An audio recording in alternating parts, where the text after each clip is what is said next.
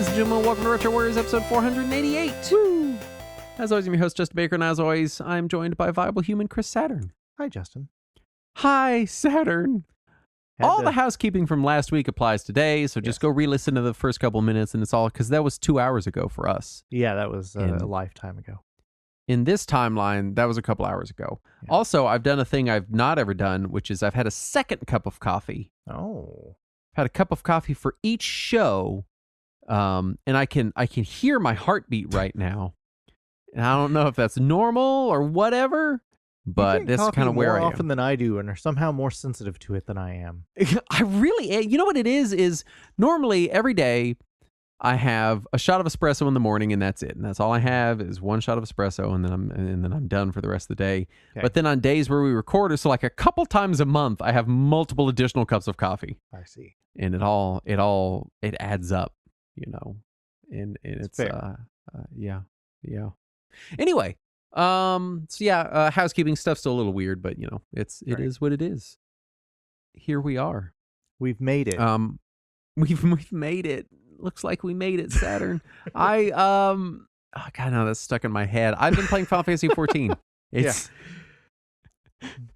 is a game I'm familiar with, yes. And I've been playing it. They had a free 4-day login period, and I logged in for that. And I think I talked about it a couple episodes ago. I believe so, yeah. And I finally made it through A Realm Reborn, the base game of Final Fantasy 14, which I highly, highly do not recommend anyone ever do. I think there's a way to pay to skip it or whatever. If you can do that, do it. It took me about 60 hours. I have played through it multiple times. I'm going to tell you that. It's straight up bad. Now, so you play through the 60-hour base game and you get right to the end. Mm-hmm. And I won't spoil anything. I didn't know this. Uh-huh. People are really sensitive to Final Fantasy 14 spoilers. It's true, yeah. I was talking in the novice chat and I said something and they were like, "Oh my God, you can't say that." And I was like, "I don't what are you talking about?" Like I was just chatting, you know. People got all mad at me. People flip out about spoilers in the novice. And it wasn't even specific. It was kind of vague. And so I was like, you guys know Realm Reborn is many years old now, right? Like, right. But there's still new players joining. Sure. There's still some people of them care about the story for some reason. I don't know why. So here's the thing. You get to the end, and I'm not going to for people that are worried that haven't played it, that are going to, I guess, this fucking 15-year-old story now. I'm not going to spoil anything, but when you get to the end, it was about 60 hours for me. I get to the end, and there's like 45 solid minutes of cutscenes. Yes. It even gives you a little pop-up that says, please set aside free time. Set aside time. Yeah. Which they don't tell you how much time, which is frustrating. But if you go on the Final Fantasy 14 wiki, it's like, it's this many minutes. And you're like, okay. And so I did it all, and I go through 60 hours to get to the end, and literally almost nothing happens in the story. And then the very last cutscene, fucking everything happens. Yeah. I like the whole base game is really just this kind of one specific story that you resolve 20 hours before you finish the base game. Right. And then it just keeps throwing some like mild stuff that'll kind of get you ready for some future expansions, maybe. Who knows? Yes. And it's just like, okay, go run around now. Yeah. Do all the hard dungeons. And I'm like, I don't fucking wanna. And then they're like, okay, now do 3 raids. Yeah. I'm like, all right. Those used to be optional. So for a lot of it, you had taught me how to use the party finder to make an unrestricted party and just type in the party finder, like just trying to finish it, you know, so people will join that are super high level and run me through shit. Right. That's how I got through a lot of it, just fired through a lot of content. Yeah.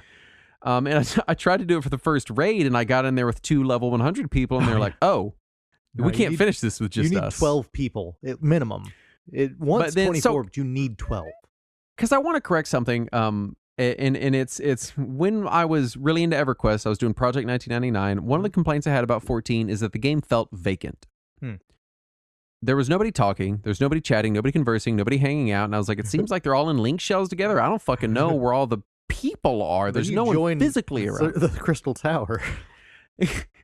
And then I got in the Novice Network. I think you invited me to it. I wasn't in that. Oh, yeah. That's where all the people talk. which you have to be invited to, which is fucking stupid. No, if you're a new player, if you've starting a brand new character, does it put you in it if you want to turn it on. You should be able to rejoin at any time. I left it because I was in a raid and I couldn't figure out how to separate my party chat from the novice chat. Yeah. And it was getting drowned out, and I'm getting like raid instructions, and I'm like, oh shit, oh fuck. So I just left the novice chat, and I was like, how do I get back in? And I had to go like user search for a mentor and find one that wasn't AFK and be like, will you please invite me to the novice network? You just go to Limsa and you shout, hey, can someone invite me to novice network? I did it in Gridania and I did it in Limsa. Nobody said anything. Weird. And then I went and I looked through the mentor list for someone online that was in the golden saucer, and I was like, they're fucking doing something. I'm going to ask them. Yeah.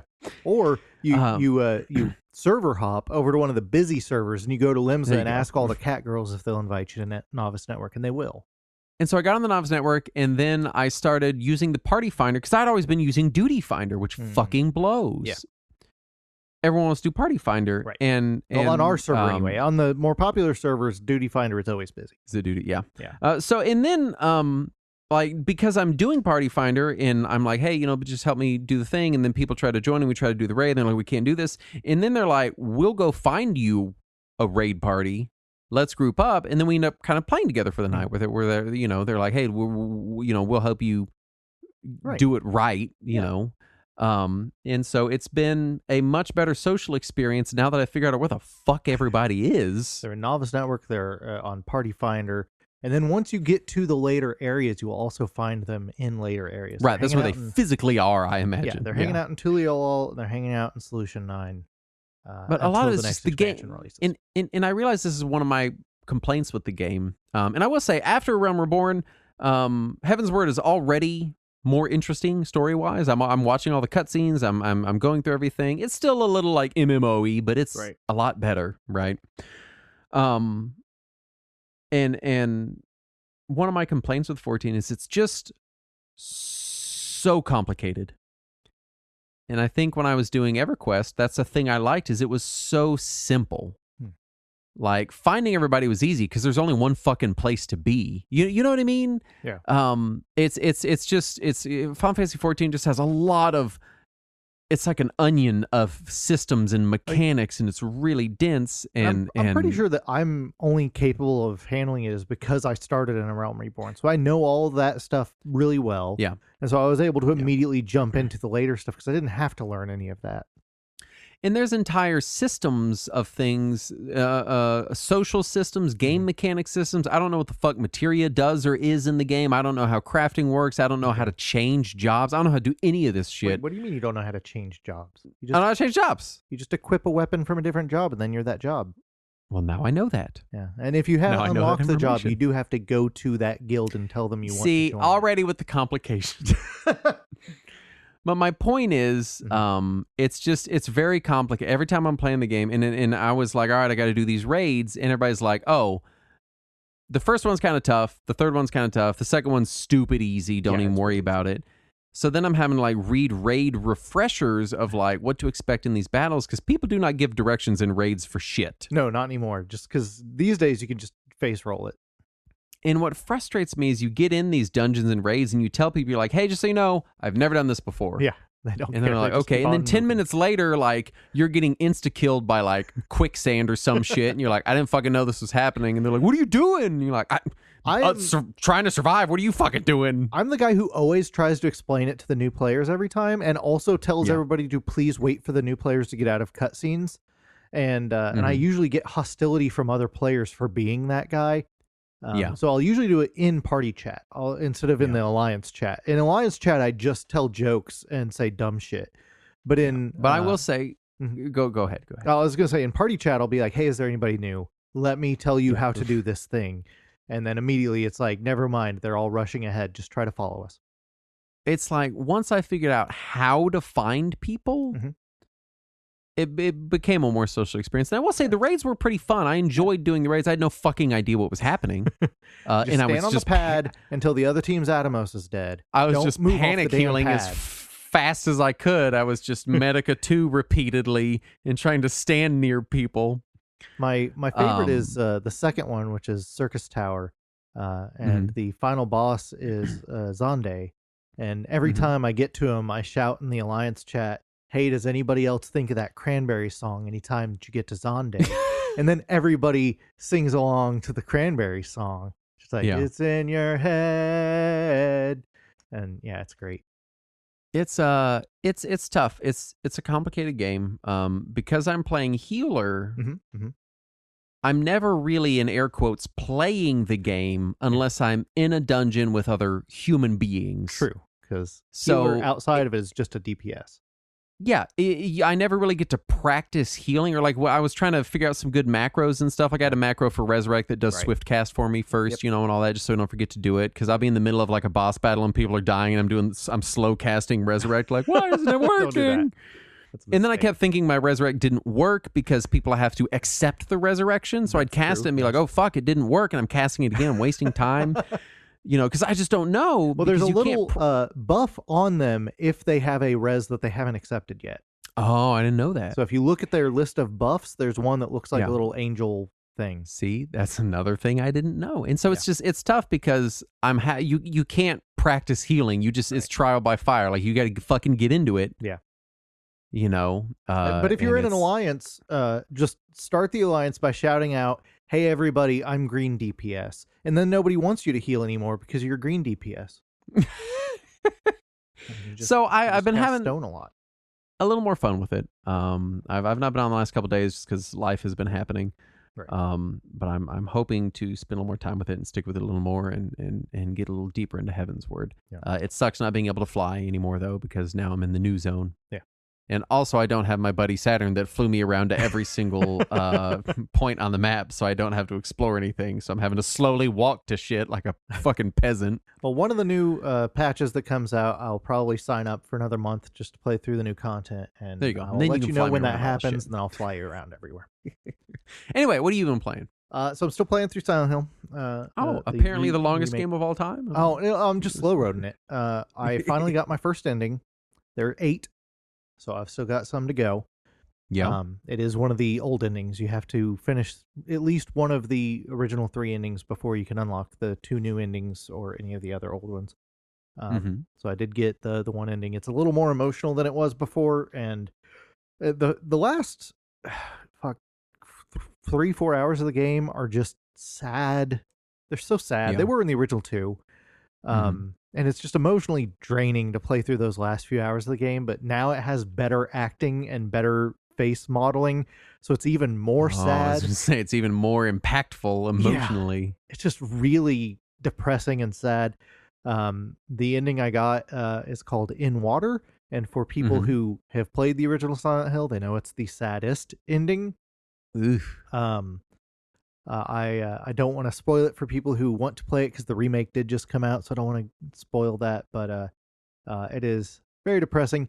I will say there's a few things, especially. So I'd mentioned in one of the previous episodes where I was playing this, and there's this thing where James is a fucking idiot, and he'll constantly reach his hand into things that his hand does not need to go into, like the toilet full of shit.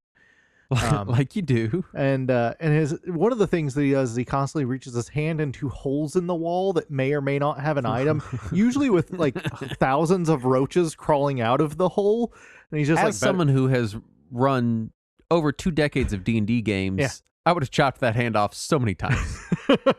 So anytime in my games, Guy will attest to this, there's a hole that is the size of a hand. Everybody's like, absolutely fucking not are we putting any part of our body inside of that. No way in hell.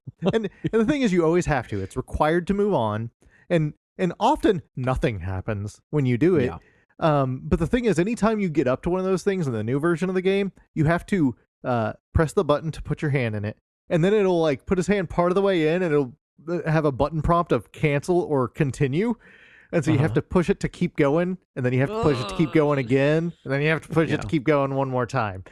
And every time, like the first few times, I was like, oh god, I'm still doing this. And by the end of the game, I'm like, no, just fucking do it, James. Just go. I already told you to do it. Just keep going. And that got a little annoying, but also the look on his face made it worth it every time, because every time I was like, I don't want to do this. And then finally, one of the last times you have to do it, the second that you get the item in there, all these dead enemies in the room just wake up. Oh, God. So it finally did get me one time.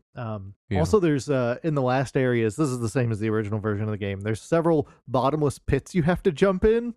Mm-hmm. And every time it does the same prompt for it. And as somebody who's played the game 1,000 times, like, no, I want to jump in the hole. Just let me jump in the damn hole. I want to jump in the damn hole. But it's like, no, keep hitting the button.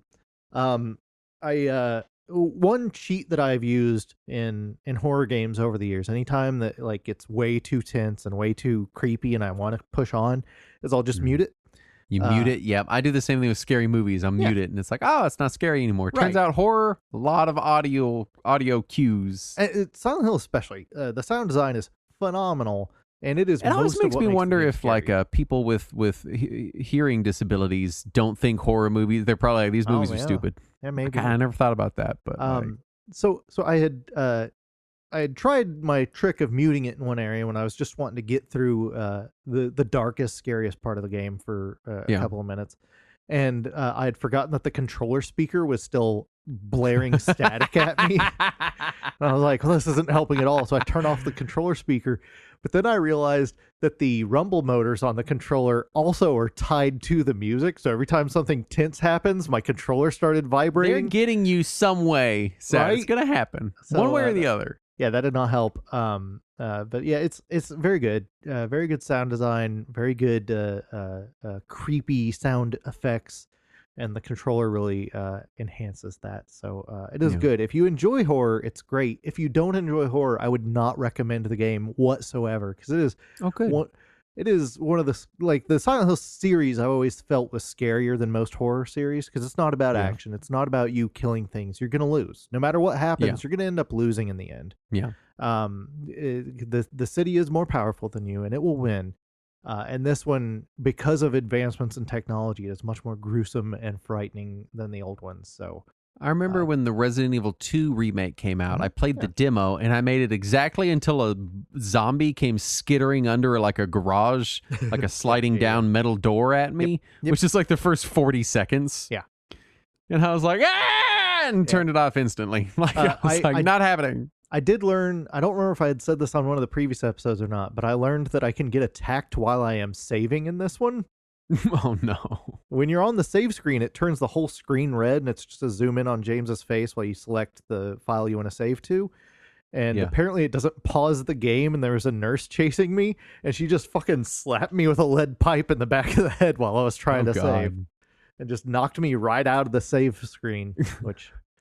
I did not see that coming. Well, I did see it coming. At the very last second, I looked up and saw a nurse behind him about to smack him in the head. But yeah, it's good. Very good game. Yeah. Let's do the news. Okay. First up, failed Kickstarter, Demons Ate My Neighbors, a spiritual successor to Zombies Ate My Neighbors, announced that they're still working on their game, but they're first going to release a mobile game, quote, powered by blockchain technology. Yay. Yeah. Just put powered by scams. Just put that in there because what is it even powered by blockchain? It's not a fucking Steam engine. Yeah, what does this mean? I read their description of this. On their Kickstarter blog, which I wasn't signed up to their Kickstarter blog, but it's open. It's free to whoever. Yeah, someone shared it in the chat. Yeah. Yeah, the way that they phrased it was that the partner they have teamed up with to help them release their mobile game is insisting on this blockchain technology in the game to use for save files or something. So your save file will be on the blockchain? Yeah. Also, the game will interact and probably crypto mine while you're playing. That's the only thing I can think is fucking stupid. Modders got Doom to run on Alarmo, proving that no electronic device is safe from Doom. I love that meme that's been floating around of Doom running on a pregnancy test. That's my favorite one. There are multiple game delistings. Hopefully we get this episode out in time that you can get the games in time. But we'll see. First up, make it for any of these. Yeah, I don't think so. Elder Scrolls Legends, which was the Elder Scrolls card game that had released that I played, was pretty fun. I think that one might already be. I think it was like a free to play card game, and like it was. I think I goofed off with it one time. And it was okay. Broken Sword Director's Cut. This one, the developers of the game came out and they're like, hey, we can't keep this up to speed on modern computers, so we don't feel right continuing to sell it if it might have issues with modern operating systems. So which I think there is a newer version of the game that might be coming out as well. So yeah, but at least they gave a reasonable excuse as to why. Yeah. And then Sega Genesis and Mega Drive Classics Collection, which is just heartbreaking. Yeah. Also, the various console and PC Dreamcast ports, which are all pretty good. Now, granted, they already had delisted the Sonic games from that Mega Drive and Genesis because they'd resold them, in the new thing. Yeah. But like the PC port of Crazy Taxi is like super moddable. You can model the original music and stuff back in, and so it's really heartbreaking to see these going. Also, Space Channel 5 on PC has virtually no lag, whereas when I try to play my PS2 version connected to any modern TV, there's just enough lag to make it difficult to play. So that's also frustrating. So this is fucking stupid. I'm sure Sega's got some new bullshit ass collection we all got to buy, but it's what makes me mad is like, just release the new fucking thing. Keep the old thing there and just release. Yeah. We're probably still gonna buy it. Right. Either way, just don't take shit away from us. At least they gave us a little bit of a warning, but still, just leave it. Leave it. Yeah. Let us. It's not like there's any licensing or rights. These are all games you own. Right. They're your games. Yeah. Digital Eclipse has managed to preserve an unreleased Atari 2600 game called Tower of Mystery, which will be added to Atari 50's DLC. Which is cool. Digital Eclipse doing good work as usual. Digital Eclipse, a division of Atari. Yeah. The final player connected to Nintendo Network on 3DS has disconnected after a software crash. I guess they just connected and left their device running? Yeah. There was several people that had left Mario Kart 7 connected. They were all originally in a multiplayer match. And one by one, each of them has dropped out as their 3DS is disconnected for one reason or another. And finally, the last player is no longer connected to Nintendo Network. That one fucking engineer at Nintendo finally saw that last green light go off and was like, "Thank God!" Like unplugged that shit immediately. Right. Yeah.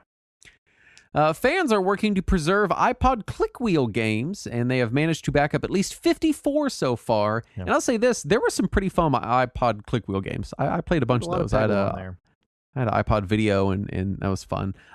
So it's nice to see these being preserved. Yeah. I don't know what device you'd play them on that would feel anything like a click wheel. An iPod with a click wheel. I mean, other than that. Well, you can still buy them. They're cheap, too. They're all over the fucking place. I mean, Apple made way too goddamn many of them. You go on eBay. If only we had an Amico controller. If only. Oh, I've been pining for the days of digital cornhole. Yeah, I didn't put it in the notes, but there was a news story about Tommy Tallarico trying to make a comeback as a backgammon expert. I'm so fucking done with that. Just fucking be famous and shut up. Right? Just go away Sit already. on your money and go away. Christ, man. The Nintendo Switch successor is confirmed by the Nintendo president to play Switch games and use Switch Online, which I think we all expected, but it's very nice to hear. I love that he always starts his tweets with, "Hello, Furukawa here." In case we thought he got hijacked by people who are incapable of lying about who they are. So good. It's good to see. I mean, we all kind of assumed it, but it's nice to see it confirmed. Now, they didn't explicitly say both physical and digital. True. But they did say Nintendo Switch Online, so I'm assuming at least digital. I'm hoping physical as well. I hope so as well. Take-Two has sold their indie publishing label Private Division and confirmed that they shut down the development studios behind Ollie Ollie and Kerbal Space Program several months ago. Yeah. Because fuck us, I guess. Fuck them and fuck us. Right? There was rumor a while back that those studios had shut down.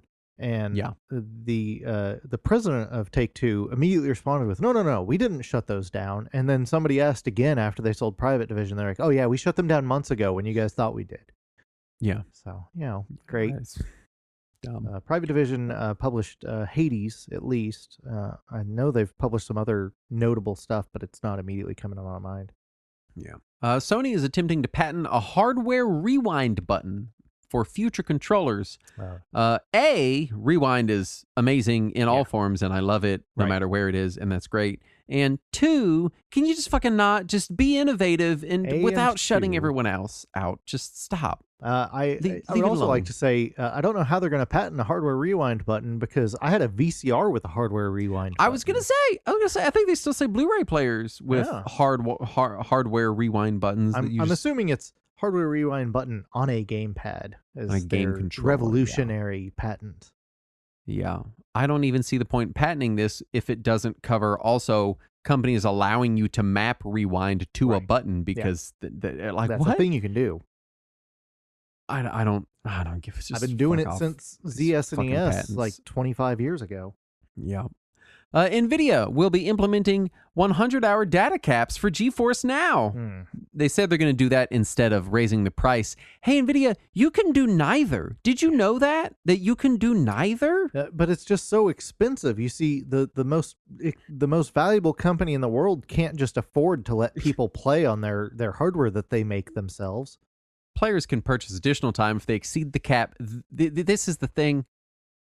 If people that enjoy these streaming services, that they fit your lifestyle, that's great. I'm glad for you. You need to apparently also steal the games that you want to own, because they're going to continue throwing up roadblocks between you and the software licenses that you have access to. Fortunately, you can no longer access them. With GeForce Now, it's games that you purchased through Steam or through GOG. This is true. Epic. Yeah. So hopefully you already own them elsewhere. Yeah, you're just paying for the luxury of being able to play them on hardware that wouldn't otherwise be able to play it. But God forbid anyone has transitioned their setup to mostly be playing on GeForce Now or whatever, which I think is what these companies want. They want you using their services as much as possible. Correct. And then they're going to put fucking data caps on them. Yep. Like, just fuck off, NVIDIA. You can afford it. I already saw fanboys trying to defend this, saying, well, yeah, but only like 5% of the audience is going to use more than 100 hours in a month. Who plays that many video games? Saturn does. I do all the time. Anyway, speaking of fanboys, that brings us to our topic at hand,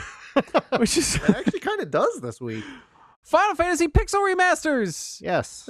Synopsis: just a few more years and we might get the Final Fantasy Pixel Remasters. Oh, I can't you never wait. know. They could Horizon Forbidden West it. Or what's the other one? Last of Us it. Yeah. Release info. Remastered.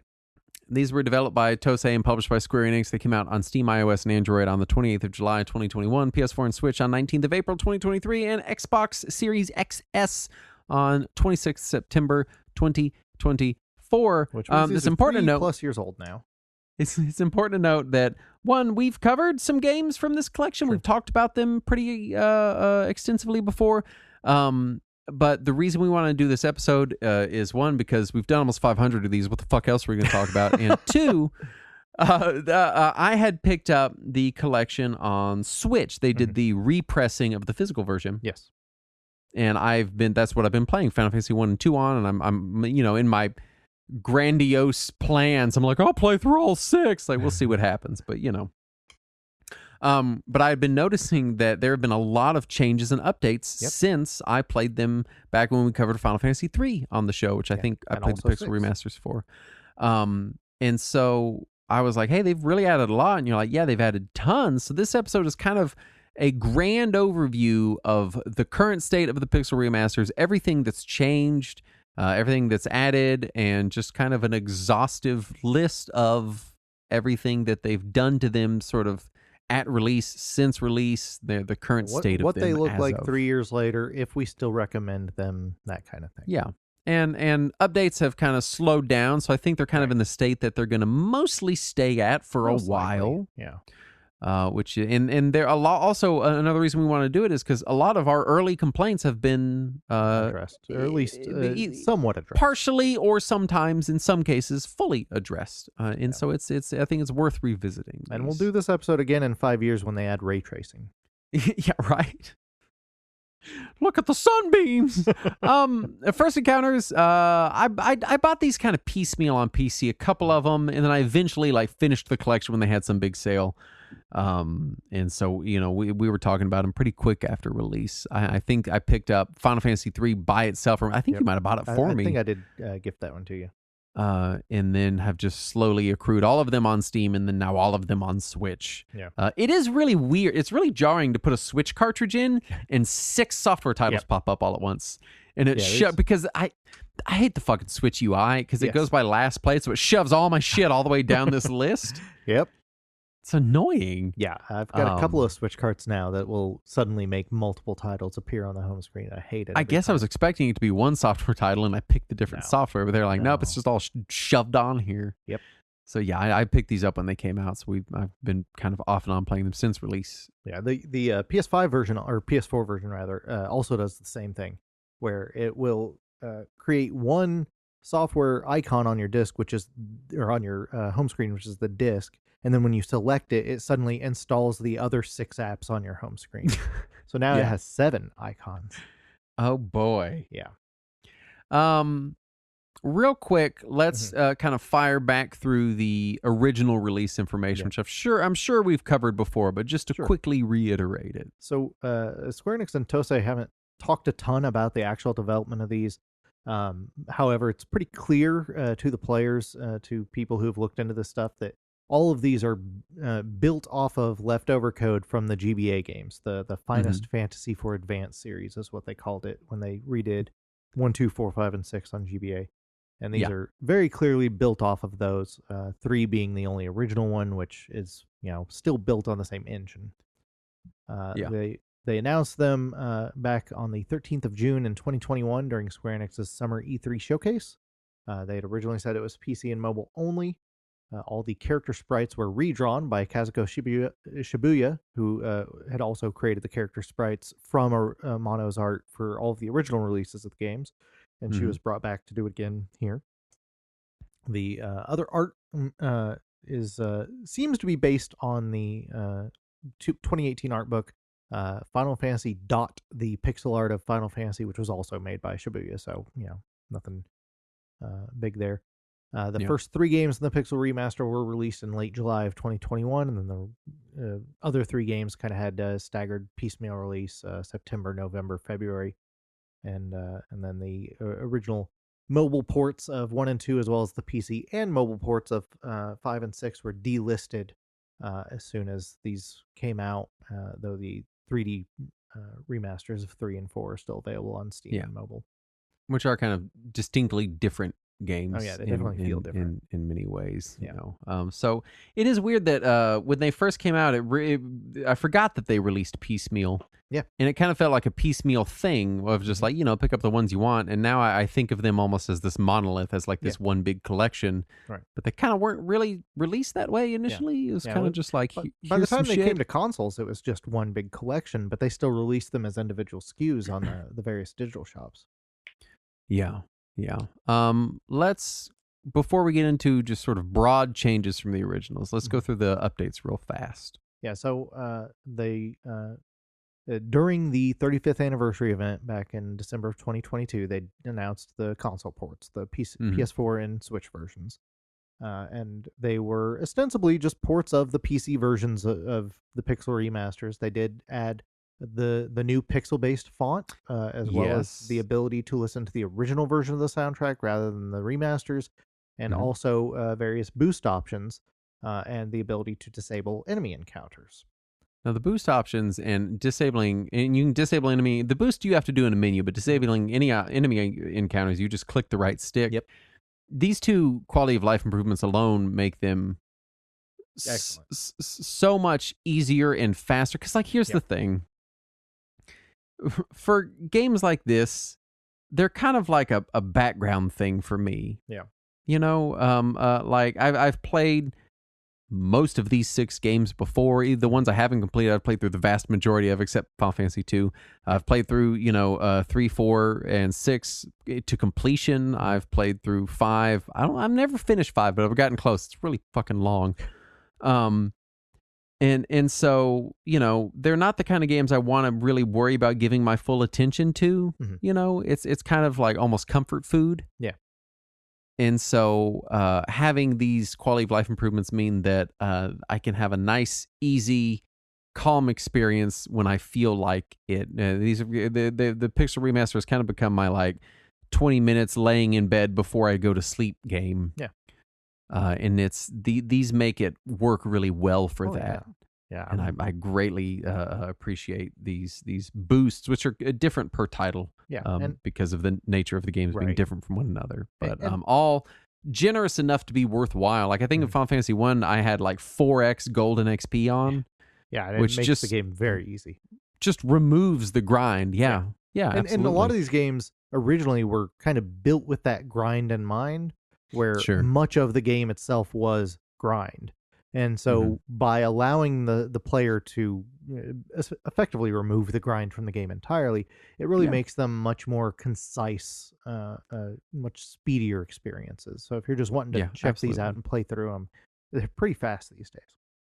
Yeah. Where were we?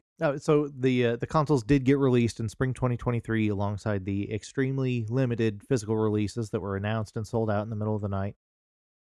There was fan demand and also ludicrous resale prices that convinced Square Enix to issue the reprint just recently in the end of 2024. Last I checked, price charting says my PS4 copy of the Pixel Remasters is worth $784. Because that's normal. That's how money works. Yeah.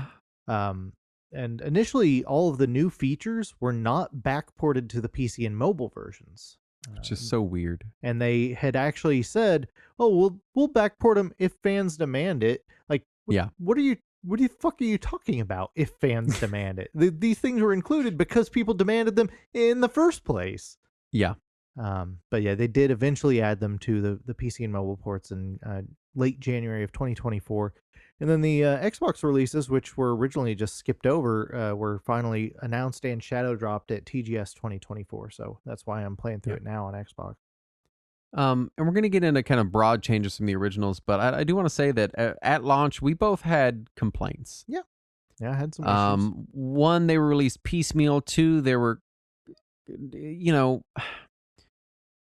there were problems. The font sucked, which they updated with a retro style font. I remember at the time what I said was, these are great versions of the game, but only ever play them on PC so you can mod it to make it function better. You can increase you can add quality of life. You can make the font look correct. You can fix all these little things. And I still have a handful of issues with them.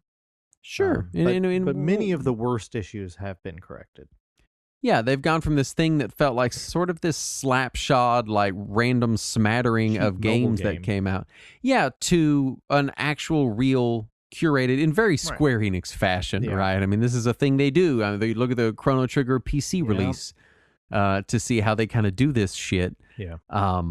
But it has over time really grown into a collection that is. I at the time I was like, I think I'd still play the GBA versions. I don't think that's true anymore. I think these ones pretty resoundingly are my option over the GBA versions. After all these updates, after everything's been fixed and codified and kind of made into one unified presented product. That said, we will discuss why people might still want to prefer those other versions. There you go. Let's get into changes from the originals. These are kind of broad changes that apply to all of the games most of the time. Because initially they had said these were just going to be direct reissues of the original games, but with new graphics and new music. And that's not what we got. No, it's not. Very much not what we got. There's a lot of quality of life improvements. There's also just complete changes to certain mechanics and systems. As we let's start with the presentation, the visuals.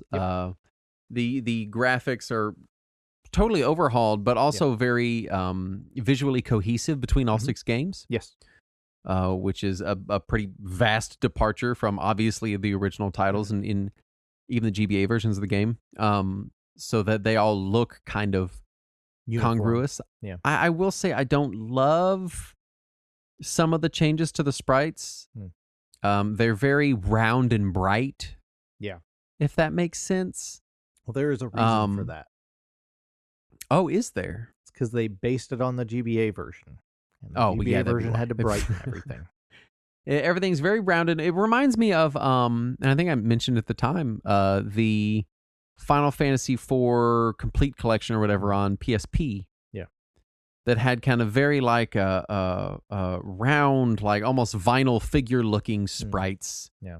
That I just don't love as much as some of the original sprite work, especially stuff like Final Fantasy VI. It feels kind of weird.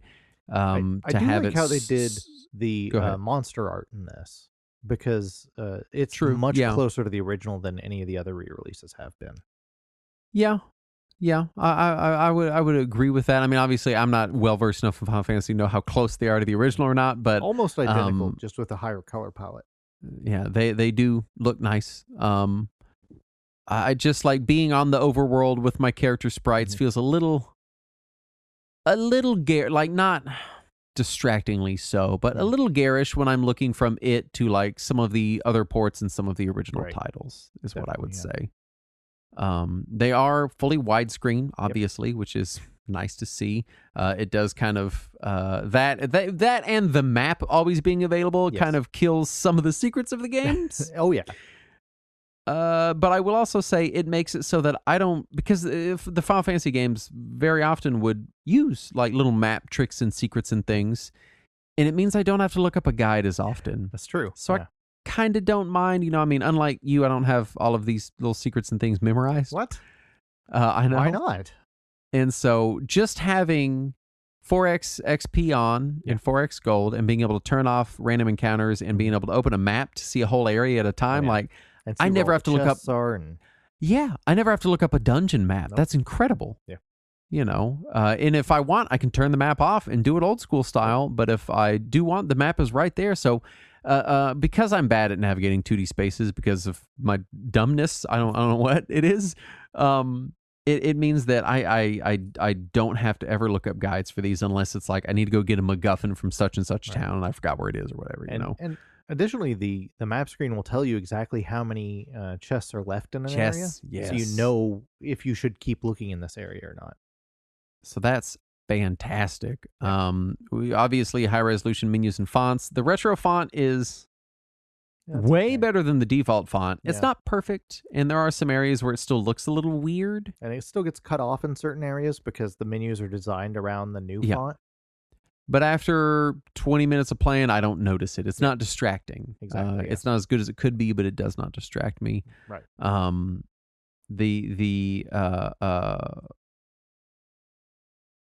I forgot what I was going to say. The CRT filter is a piece of shit. That's what I was going to say. Yeah, not a big fan. It's fucking trash. Don't use it. It gives CRT filters a bad name. I think it was added with the console ports too, and I did not care for it. You would be better served to take a Sharpie to your television screen. It would probably look better than whatever fucking JPEG Square Enix has slapped into the game's code here. It's embarrassingly bad. Get yourself some saran wrap and put it around your TV. That's your new CRT. But I will say the very kind of like round, like bouncy looking character sprites. And maybe that's what part of the redesign was for, and why the reason they did it the way they did is that it doesn't look too out of place with the sharp pixels. Right. So I think it kind of evens out. But we can say definitively that Shibuya designed these pixels around people playing them on a high def screen. So definitely, it doesn't. The game doesn't seem to want to have a CRT filter. Right. It is visually designed to be, the way a high def screen is, which I appreciate. Yeah. You have 2 soundtracks in every game, I believe. Yep. Which is nice. I flip back and forth. I do find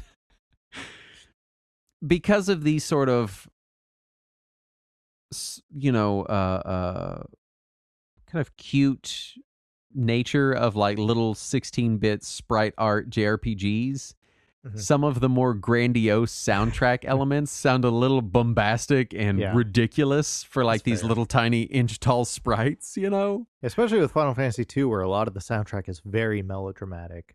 Yes, it's like it's very serious, and you're like these little tiny dude in a little tiny cute bandana bouncing around on this neon green overworld, running around with a chocobo. Like it's like this is a little too dramatic. So I do find myself flipping back and forth between soundtracks, pretty often. I do kind of wish there was a quick switch the way there is with, the map and turning enemy encounters on and off where I could flip back and forth easily. I know it's kind of a specific and weird thing to want. I feel like some game had that, and I don't. Oh, it was Wonder Boy. Wonder Boy had that. Yeah, absolutely. I do appreciate that they tell you who's talking in the text boxes. Yep. That's really nice. That's a nice thing. Well, before they did, but it was just their name and a colon in the middle of the text box, and now it has this little tiny inset that'll tell you who's talking. It's like color coded in Final Fantasy 2. It's color coded in all of them that have different characters. Yeah. I guess the first one, I don't remember it being. Yeah, well, that's because there's no individual characters in one. I got 4 individual characters. I had Hubert. And so it's nice. My dumbness appreciates that, because it's easy. I'm not ashamed to say that it's easy to get confused in these old RPGs when it's just multiple text boxes in a row, like who's saying what to who. It is easy to get. It's easy for the translators to get messed up there too, because there are plenty of old games where they will accidentally credit the wrong person. Yeah. Gameplay wise, tell me what they did gameplay wise, because I'm not going to know enough to differentiate a lot of this. Not a ton. You have the balance is much easier on all 6 games, where you get more experience. The enemies have different attack patterns that are usually easier to deal with. You also have things like where it auto attacks the next enemy if one enemy dies. So all of the gameplay balance and difficulty is based around the GBA ports of the prior games. Aside from that, you also have the post-battle screen now. Instead of it just, quickly telling you experience and gold, it gives you a summary screen that'll tell you how close you are to the next level and how close you are to the next job. Which is really good for specific games in the series. Oh, yeah. Like Final Fantasy 2 greatly benefits from that. Yeah. As far as quality of life, they did that, add the equipment optimization button to all of them, although it's useless in Final Fantasy 2 because... It's not, you can't do that. Anyone can be anything and do anything. So optimize is just not very useful. So they first added the optimize option on the WonderSwan version of Final Fantasy 2, or of most of these games. But in Final Fantasy 2 specifically, they had also on WonderSwan and Game Boy and PSP added an option that was optimize except weapon.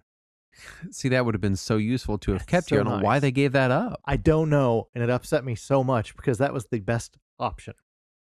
Yeah. I do struggle with Final Fantasy 2. I know this isn't an episode about Final Fantasy 2, and maybe we'll do one about Final Fantasy 2. But I do struggle with it a lot because it's like, why wouldn't you just teach everyone every spell and everyone has dual mithril swords? Why would you do anything but that? There's not enough room for everybody to learn every spell. You would run out of inventory pretty quickly. Yeah, but most spells, a lot of spells, the good spells. You could teach everybody almost half of the spells. Yeah, which is, really, I'm only using like 4 fucking spells anyway. Yeah. Really, I got Protect, Shell, Life, Cure, and then some attacks, and that's going to get you most of the way. On this most recent run, I taught everybody Cure, Asuna, Life, and Flare. That was it. That was the only spells I taught anybody, and they all had them pretty close to level 16 by the end. Yeah, game has got some problems. Quick save and autosave are available, which is nice. Yes. I thought I'd lost a save, but the autosave actually has its own separate save slot, and it saves basically every time you enter a screen. Yes, every time you change screens. Really nice if you're like me and you're not following a guide, so you're often bumbling into situations where you're going to lose because you're like, oh shit, I didn't know that was now and I'm not ready for it. Further making these games easy to play for people like myself without any kind of a guide, and you've got plenty of safety net. And obviously games that didn't have more than one save file, they've added bunches and bunches of save files. I don't know how many there actually are, but there's a lot of slots. I think it's 15, something like that. Yeah. One thing that I think a lot of JRPG remakes do, and I think is the correct thing to do, is that if a target of an attack dies, then it gets retargeted to the next enemy down the chain instead of just not going off. Yeah, Final Fantasy 3 on Famicom is the earliest game I know of that had that baked in, and it was so nice. And Dragon Quest didn't get that until 5, I think, 5 or 6. Oof. So, and that's a D&D holdover. I don't know if people know that. Oh yeah. But that is very much now I don't know this definitively, but that is very much the way that it worked in Advanced Dungeons and Dragons at the time of these games coming out. was you declare your action, and then if that character goes away before your action occurs, then you just your turn. You fizzled. Nothing occurred. That was it's also that way in Wizardry, the old Wizardry games, which presumably which are also stole it very from D&D based. Yeah, and Wizardry was very, very D&D. And that's almost certainly where Dragon Quest stole it from. Final Fantasy probably stole it from D&D though. Yeah. How are the mobile controls? I've not played these on mobile because I don't hate myself enough. So it's not bad. It does support all the menus. You can just tap on whatever command you want. You don't have to use a virtual D-pad.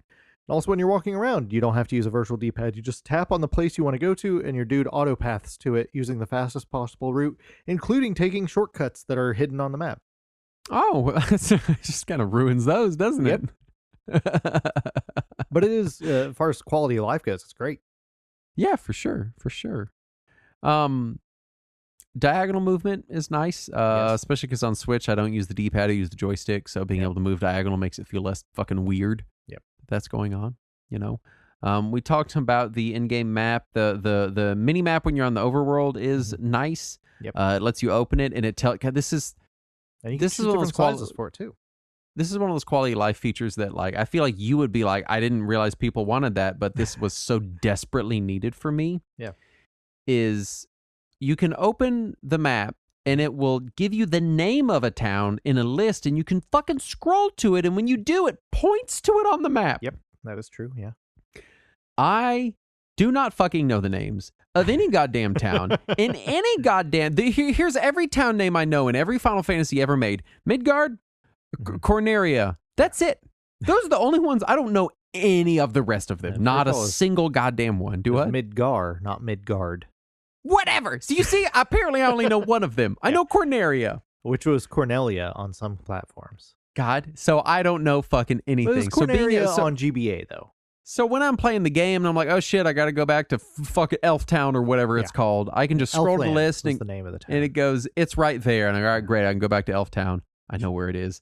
That again, it's a thing that makes me not need a guide, which is I appreciate so much. Or you can buy a guide. No, I can't, Saturn, because they don't make them anymore. Yeah, they are gone. Auto battle is there. Auto battle is nice. I like how auto battle functions.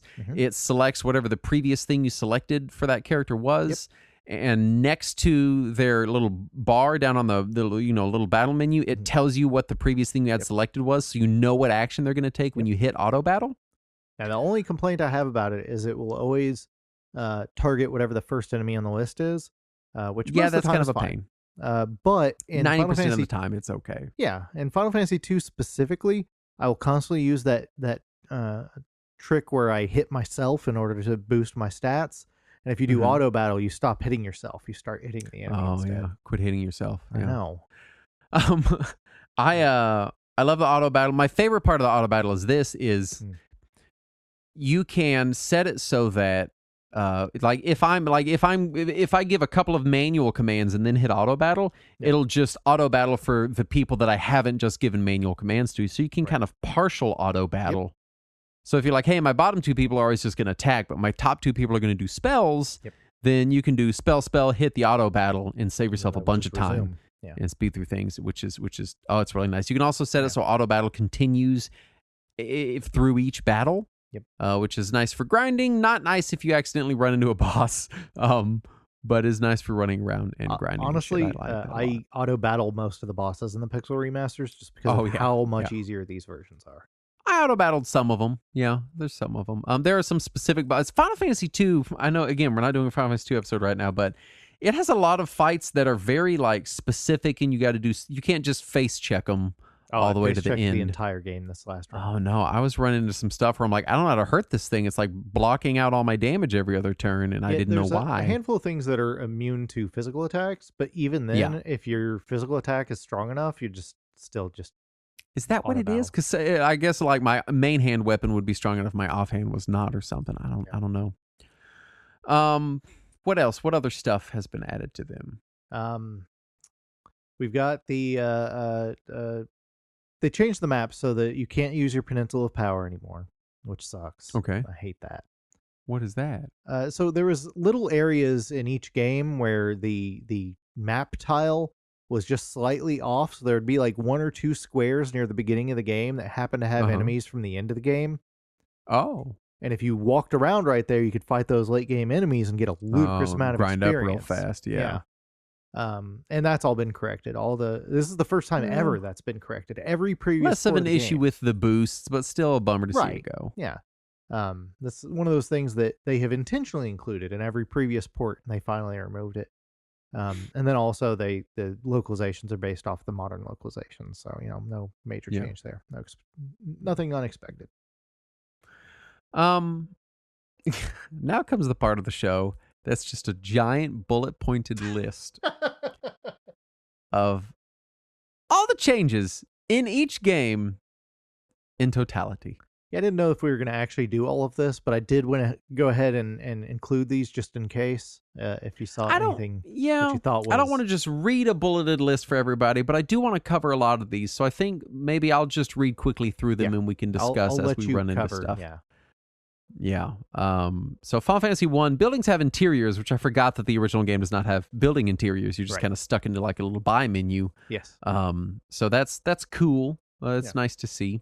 Bosses have different music from regular encounters, which I didn't realize also wasn't. A lot of this I'm not going to realize because I played Dawn of Souls. I've never really sat down and put much time to the NES original. Yeah, the NES version used the same music for every encounter up until the final boss, including the final boss. You can buy items in bulk. It's the future, you guys. You can walk behind pillars and other tall objects, allowing for some shortcuts.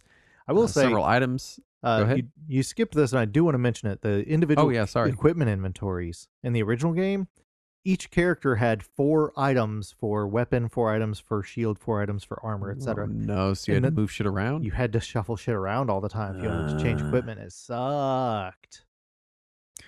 Several items introduced in previous ports, like Phoenix Downs, are still available. So that's nice. I forgot these first 2 games, and maybe 3 has it, but I don't remember it having it. They have these churches that you can go to, and I'm like, what the fuck are these churches for? Just buy fucking Phoenix Down or cast life. Like, what is this shit for? That was to revive you or to remove poison or stuff like that. Very borrowed from Dragon Quest. Yeah, very Dragon Quest-esque. And the first 2 games had it. The third game mostly just had like healing pawns or something you would find that would serve the same purpose. Item and equipment pricing is based on easy mode from Final Fantasy Origins on PS1, which I'm not upset about. That's fine. Just reduces grind. Max level is now 99, like in Dawn of Souls, instead of 50 in the original, which, they made it a bigger integer. Saving no longer happens at ends, but you can do it anywhere on the world map, which is nice. Also, again, quick save happens basically every time you change screens, just about. And you can quick save wherever you want if you're in a dungeon. You don't have to get to the main save menu if you don't want to. Encounter tiles have been replaced with encounter NPCs or monster in a box treasure chests, which feels weird. Yeah. The first game has 90,000 monster in a box treasure chests. Yeah, because in the original game it didn't have that. Right, which eventually you might realize, like, hey, they're putting encounter tiles in front of these boxes, but it seems like it would feel a little more natural. I was like, why are all these fucking monsters and all these fucking treasure chests every fucking time? Oh yeah, especially in the later dungeons. Enemy morale system was removed, which means the fear spell does nothing. I didn't know that, and I learned it the hard way. It's like, why is fucking nothing happening when I cast fear? Fear is a useless spell in this version. Why? Which feels authentic, because about half of the spells were useless in the original because of programming errors. So that does give it a charm of the original game. The Evil Eye enemy continues to look like his Western version and is no longer called a Beholder in Japan, which is sad. It's a D&D holdover. Obviously, Beholder is copyright Hasbro, Wizards of the Coast. They own the name of calling an eyeball monster a Beholder. Yeah, the original Famicom version looked like a Beholder too. Yeah. No, I don't know when the copyright came about. They own copyrights for Beholder, Mind Flayer, and Displacer Beast, I believe, are the ones that they own copyrights for. Square Enix still calls them Mind Flayers in the Final Fantasy games, so they must have gotten around that somehow. But I'm not sure. They have always been afraid to call it Beholder outside of Japan, and only outside of that original release. Every other re-release has always used the Western art and name. Yeah. I could be wrong. Mind flayers are also referred to as illithids, so maybe they own illithid, or maybe I'm just incorrect. It's also possible. Cutscenes first introduced on the PS1 version are still there, so they are there and they exist as they did there, kind of so mostly. You just see the cute little animation when they're building the bridge and stuff.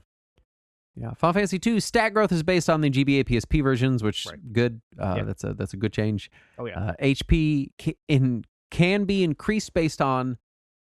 Okay, HP can increase based on total HP lost in battle, and may still go up even if you heal before the battle ends. Right. So in the original, if you healed by the time the battle ended, there was a 0% chance that your HP would go up. Mm-hmm. So the way that stats work in Final Fantasy II is you gain stats based on what you use. And the only way you could ever gain HP in the original was if you had lost some HP in battle. But if you had healed before the battle ended, that the odds dropped to 0. You could not gain HP. So you had to take damage and stay damaged if you ever wanted your HP to go up. They fixed that. So you can also set this one in the settings, which is what I do, where you can set it to where your HP goes up at fixed intervals after a certain number of battles. Which that's is one also of the boosts that they added. That is that's a new nice fix. Oh, yeah. Like in FF1, morale was removed and fear does nothing. Yeah. Wasted my money in that spell shop. You can't save it ends. It's just like FF1. You can save anywhere. New music tracks first added on the PS1 remain present, which is nice, if again a little melodramatic. Yeah. A bug in the initial release made it where status ailments were inflicted by enemies with 100% chance, which sucks. Yeah, they did finally fix that, fortunately. Yeah. Stats can no longer decrease, just like in all versions since the GBA, which I think is, again, a positive change. In-engine cutscenes from PS1 are still retained, and there are many tweaks to stats and abilities that just kind of make it a little smoother. Oh, yeah. Which is nice. Nice to see. Final Fantasy III, I'm going to start going quickly through these. Job changes don't come with adjustment phases. You don't get dinged for changing jobs, which is so nice. I've always been of the opinion that for a job system game, you can't ding me for changing jobs. The whole fucking point is that I'm always changing jobs and learning it. Like system. Let me have fun with it. Yeah. Enemies are rebalanced. They're made a little easier. Final Fantasy III on Famicom is a very, very tough game. Can be, yeah. Really, all three of the first Final Fantasies are pretty tough games in their original incarnations. Final area has healing points, which, holy cow, thank goodness. Yeah, right. Dummied out enemies that were added to the 3D remake were also added in here, which is cool. Developer's room in Gishel has been removed. Yeah. Equipment rebalances. Many jobs are changed to more matchly close to 3D remake. Equipment available to some classes has changed. Rangers can no longer use white magic. Scholars scan and peep abilities were combined into study, which that's nice. That's just a change that needed to happen. It's too much different shit. New alchemy command was added. Geomancer's terrain ability can no longer hurt itself, which is good. Yep. Dark Knights lost white magic. Makes sense. Yeah. But now have the overpowered Blade Blitz command. Black Belts now have the kick from Final Fantasy IV. Bards gained a sing ability with songs gained every 10 levels. Ninjas have throw, and Shuriken no longer have to be individually equipped to throw. Yeah, that makes the last boss so much nicer. Not having to go into the menu to change your equipment every single turn just to equip a Shuriken. Also, arrows are no longer consumable, which Thank is God. Smart.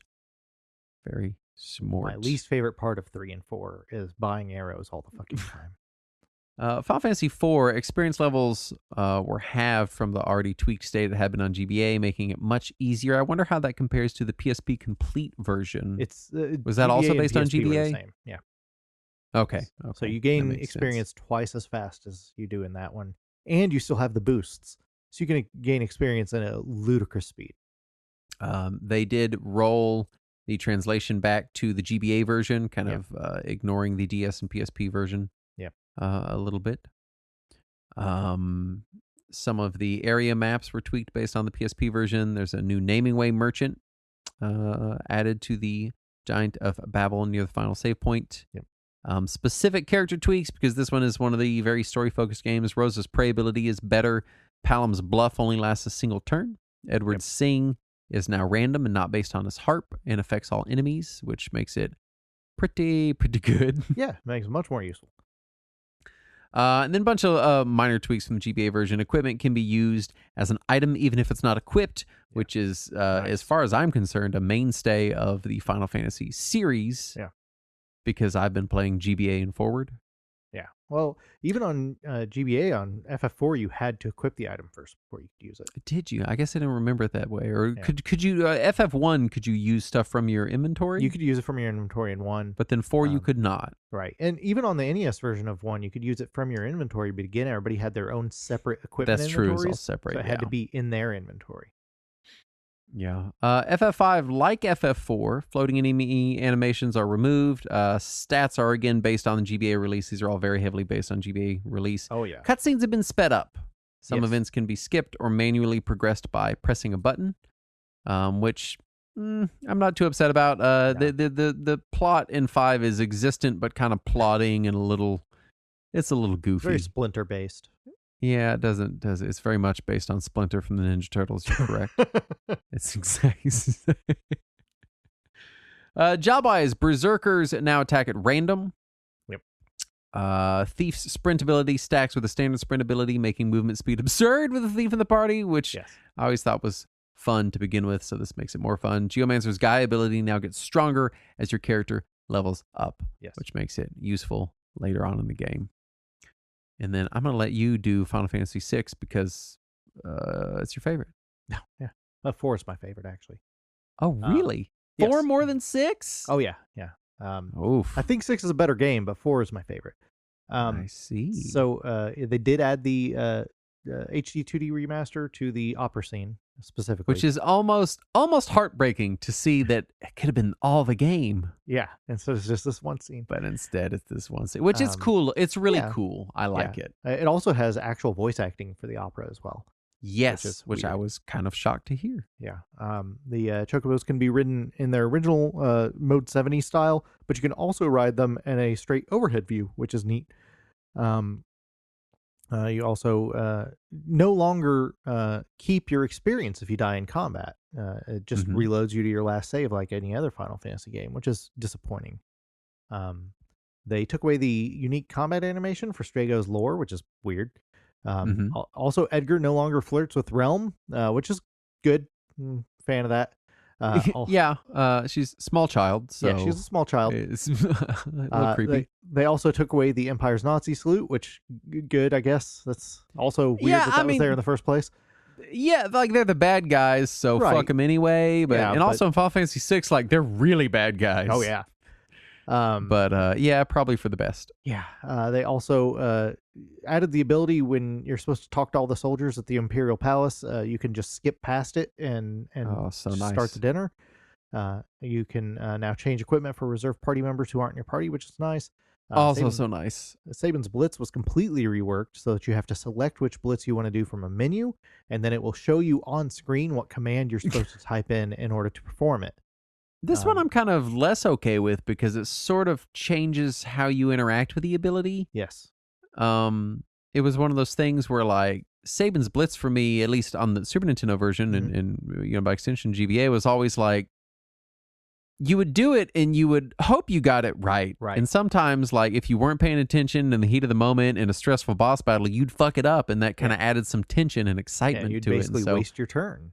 This kind of makes it basically impossible to get it wrong. Like, I don't think you can. Like, you just do it over again. Yeah, if you get it wrong, it just resets and forces you to put it in again. I mean, you could still just keep hitting the button and it'll force it to go forward. I guess. But like at that point, just take the button combo out. Just let me select it out of a list. Exactly. Like you're just wasting my time now with these. Which is what they did with Cyan, with his sword tech or Bushido.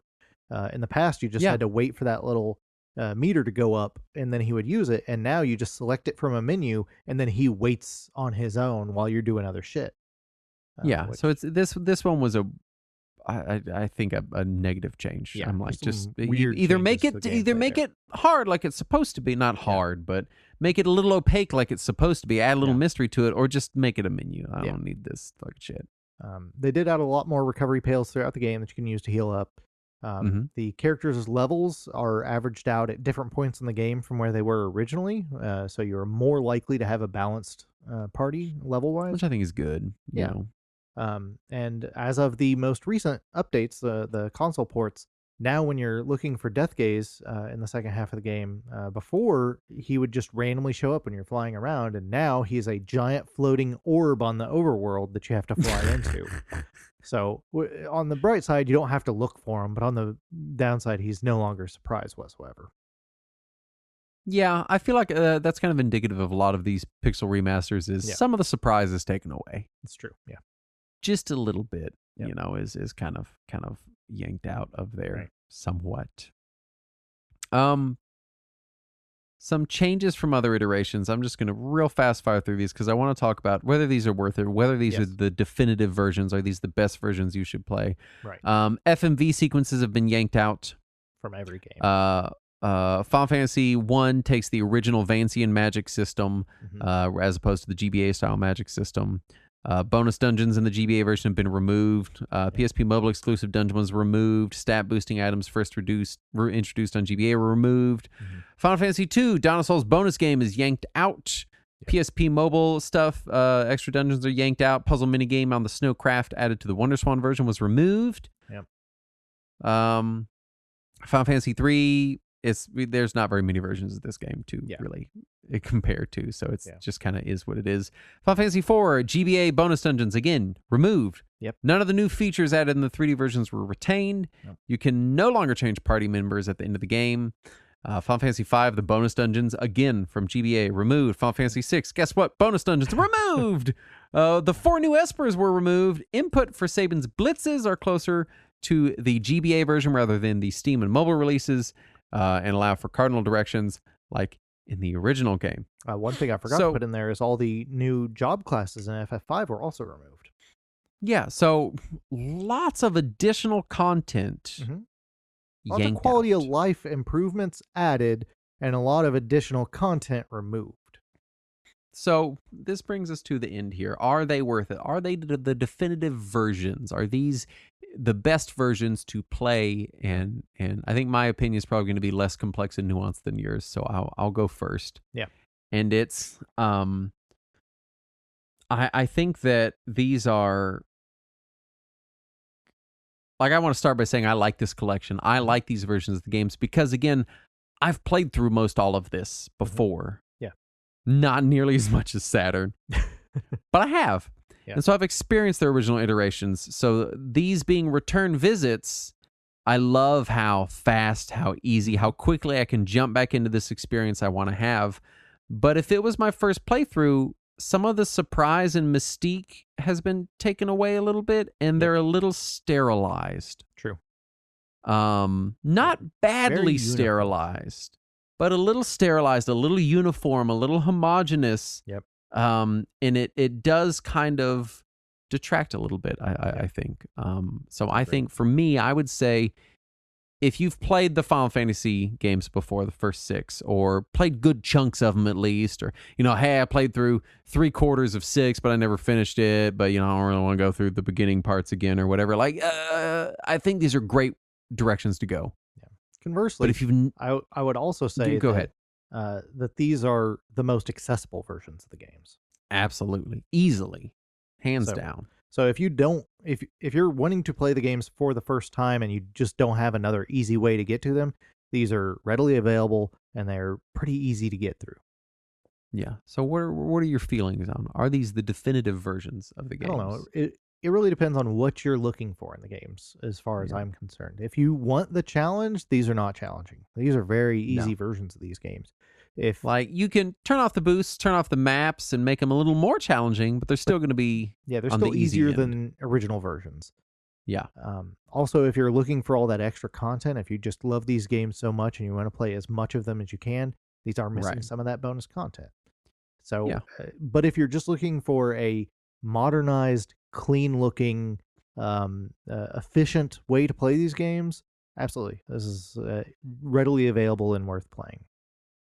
Yeah, it's frustrating that to date we still do not have definitive versions of kind of any of these. Right. It's, And this is kind of the one major complaint that I think we've retained since their original release, which is they remove just enough to make it so that you can't really say they're definitive. Right. You would say, like you said, the most accessible, the easiest to get into, the most, homogenous and uniform versions of these games by a long shot. Most user-friendly. Definitely most user-friendly. I think the most in line with what modern gamers would expect. So let me tell you, someone who even grew up with JRPGs, going back to Final Fantasy 1 is a fucking shock to the system. It's a tough it is a rough one, yeah. Because JRPGs are a genre that really, really loves trope and tradition. And a lot of these traditions were not in place for some of these really early Final Fantasy games, really kind of the first two, and a little bit even in Final Fantasy 3 on Famicom. Yeah. So it can be a little jarring, if you're like, hey, I'm a modern Final Fantasy fan, or, I didn't play through these on the NES, or maybe, hell, I'm 36. If you're my age, you probably didn't play through these on NES. There's a good chance you didn't, especially if you're younger than me. And you might be like, hey, I don't want to go back to this old, this is too old. Yeah.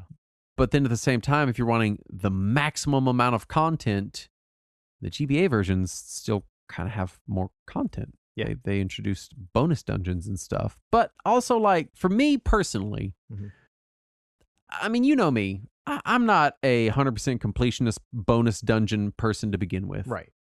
And some of these bonus dungeons, if I remember correctly, are fucking bullshit. Well, they're pretty tough, yeah.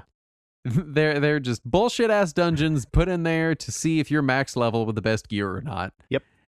And maybe like me, you're like, I don't really need to fucking do that. That's not a major loss for me.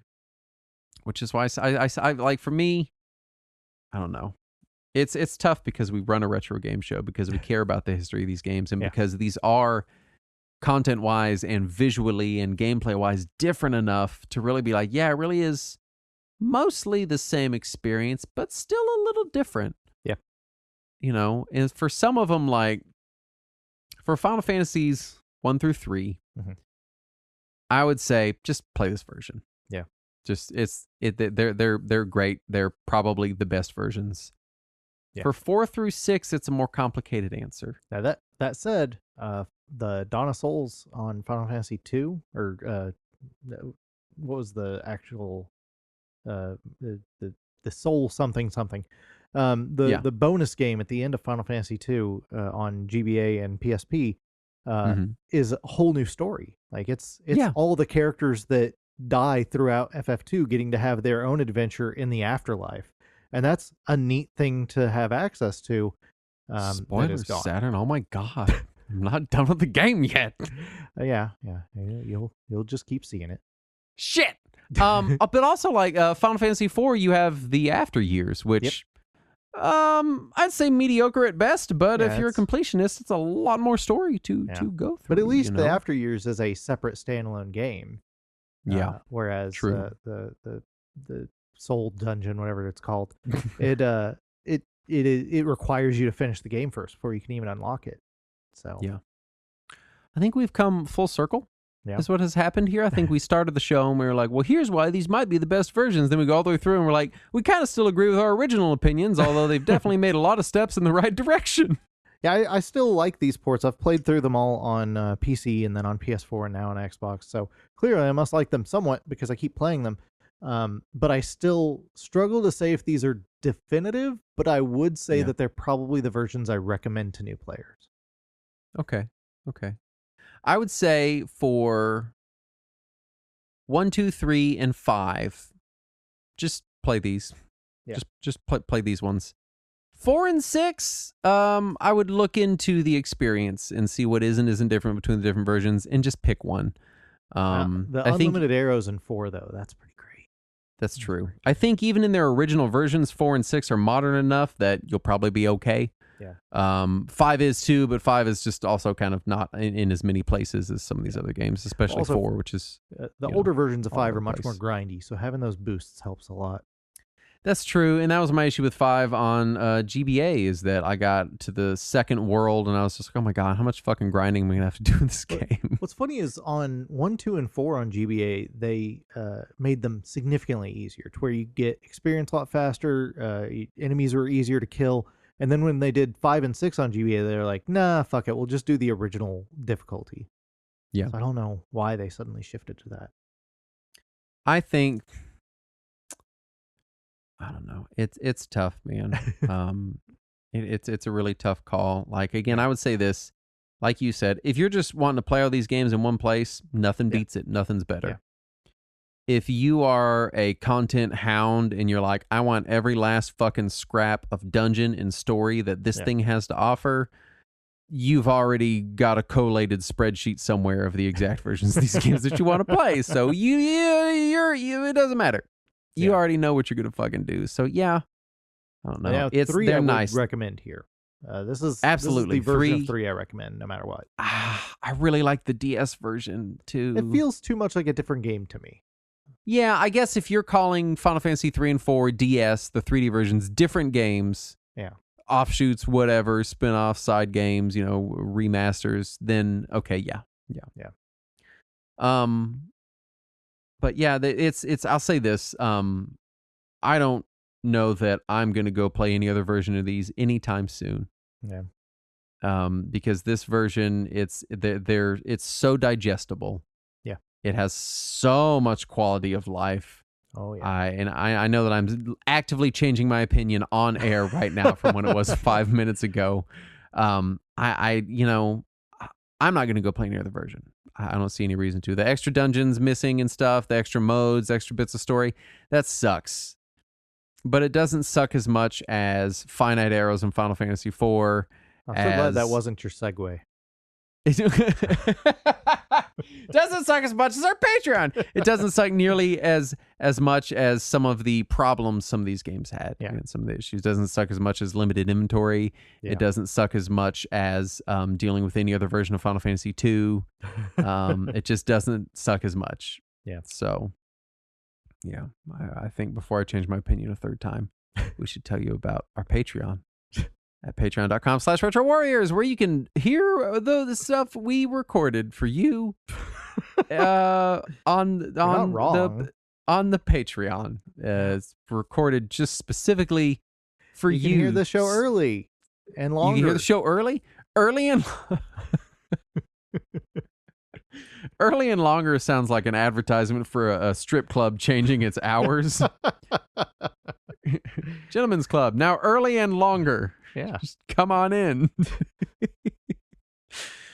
We do have other shows. We have Talking Wizards. We have After Hours. We have uncut versions of this show, which include additional content. So we would appreciate your support. Indeed. Much like we've gotten support from these kind patrons who gave us money, starting with Nicholas Grind. Second there, I thought you were about to do it in Skeletor voice.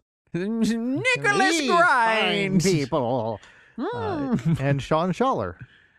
Kazin the Mage. Nick Shides. Sorry about that. Yes. Andy.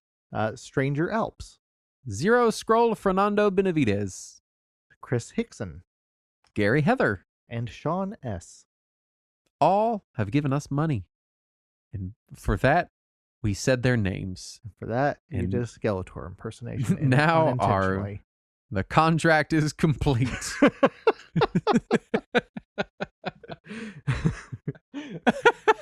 Your fate has been sealed.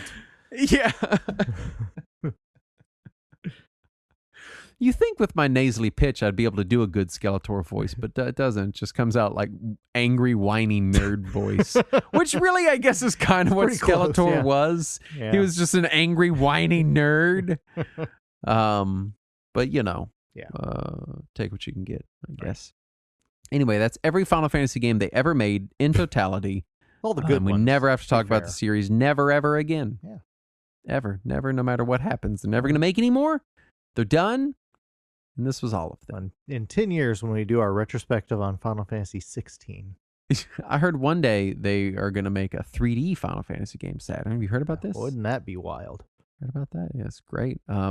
really the biggest problem with this collection is no Mystic Quest. Is it really a collection if there's no Mystic Quest? I'm a little upset about that. I love Mystic Quest. Fucking skip the game. I think I did too. I think I did. We did a show on it. Yeah, I think did. I remember liking it. But I don't remember. Mystic Quest. I do like that you just said they'd never made any other Final Fantasy games when during your segment at the beginning you were talking about 14. Yeah, but that's separate. It's different. It's not the same thing. Anyway, thank you so much for listening to the show. We'll be back next week. And as always, let us cling together.